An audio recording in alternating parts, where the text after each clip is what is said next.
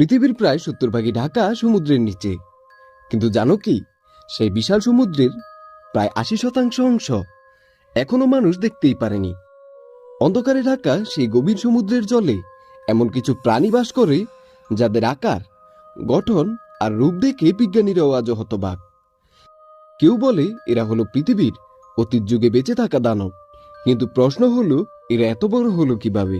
সমুদ্রের গভীরে আলো পৌঁছায় না, তখন তাপমাত্রা খুব কম আর চাপ এত বেশি যে সাধারণ কোনো প্রাণী সেখানে বাঁচতেই পারবে না। কিন্তু সেই চরম পরিবেশে কিছু প্রাণী আছে যারা লাখ লাখ বছর ধরে বেঁচে আছে। মানে গভীর সমুদ্রের প্রাণীরা উপরে প্রাণীদের তুলনায় অনেক বড় হয়। তুমি কি জানো, একটা স্কুইড আছে যার দৈর্ঘ্য প্রায় একটা বাসের সমান। নাম জায়ান্ট স্কুইড। এদের চোখ একদম ফুটবলের মতো বড়, যাতে তারা অন্ধকারে শিকার খুঁজে পায়।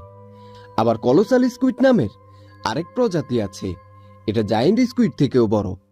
কিন্তু শুধু স্কুইড নয়, গভীর সমুদ্রে এমন বিশাল কাঁকড়া আছে যাদের পায়ের দৈর্ঘ্য একটি গাড়ির সমান।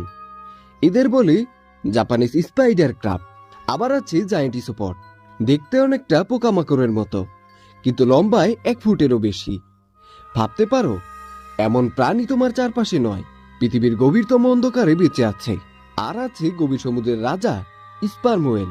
এই প্রাণীটি সমুদ্রের নিচে ডুব দেয় প্রায় 1 কিলোমিটার গভীরে জায়ান্ট স্কুইড শিকার করার জন্য।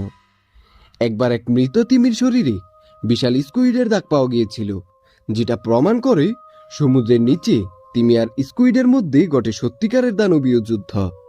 তবে মজার বিষয় হলো, আমরা যতটা জানি তার চেয়েও 1000 গুণ বেশি রহস্য এখন সমুদ্রের নিচে লুকিয়ে আছে।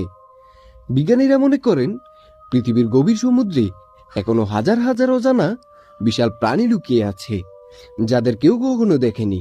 হতে পারে আজ আমরা শুধু তাদের ছায়া দেখেছি, আসল রূপ এখনো দেখা বাকি।